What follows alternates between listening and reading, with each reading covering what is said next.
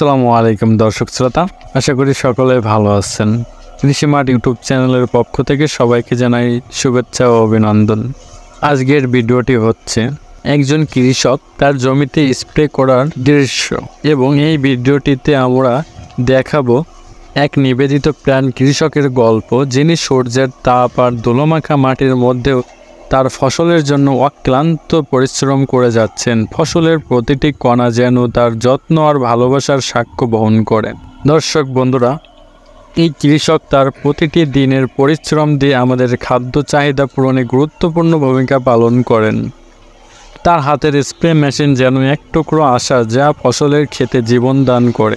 তার মুখের ঘাম আর হৃদয়ের অদম্য ইচ্ছাশক্তি আমাদের জন্য প্রতিদিন খাবারের ব্যবস্থা করে। যখন এই কৃষক তার জমিতে স্প্রে করেন, তার চোখে ভেসে ওঠে স্বপ্নের ছায়া, যে স্বপ্নে ভরা থাকে ভালো ফলনের আশা আর তার পরিবারের মুখের হাসি। তার প্রতিটি পদক্ষেপ যেন মাটির সাথে মিশে থাকা সেই প্রতিজ্ঞার সাক্ষ্য বহন করে।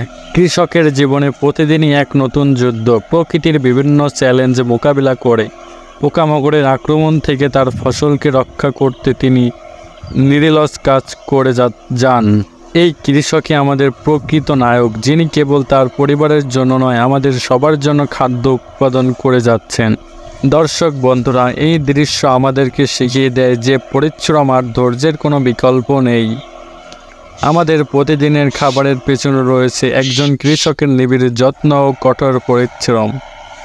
তাই আসুন আমরা সব সময় আমাদের কৃষকদের সম্মান জানাই এবং তাদের প্রচেষ্টাকে আরও সাফল্যের দিকে এগিয়ে নিয়ে যাওয়ার চেষ্টা করি। দর্শক বন্ধুরা, আপনারা যদি এই কঠোর পরিশ্রমী কৃষকের প্রতি সম্মান ও ভালোবাসা দেখাতে চান, তাহলে কৃষককে ভালোবাসুন। দর্শক বন্ধুরা, এই জমিতে স্প্রে করার সময় তার চোখে দেখা যায় একরাশ চিন্তা। তার কপালে জমে থাকা ঘাম বলে দেয় তার কষ্টের গভীরতা। প্রতিটি বীজ, প্রতিটি ফুল তার হৃদয়ের রক্তক্ষরণ, আর প্রতিটি ফসল যেন তার স্বপ্নের বাস্তব রূপ। তার সেই ছোট্ট স্বপ্ন, তার পরিবারের মুখের হাসি ফোটানো স্বপ্ন, এটাই তার জীবনের সবচেয়ে বড় লক্ষ্য। দর্শক বন্ধুরা, আমরা যদি আজ একজন কৃষকের কষ্টকে অনুভব করতে পারি, তাহলে আমাদের দায়িত্ব হয়ে যায় তাদের প্রতি সম্মান প্রদর্শন করা।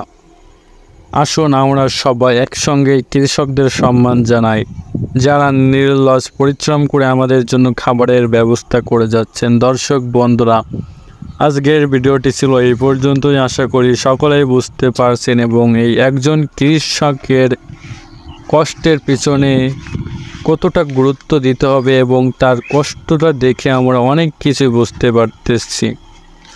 আশা করি সকলেই বুঝতে পারছেন।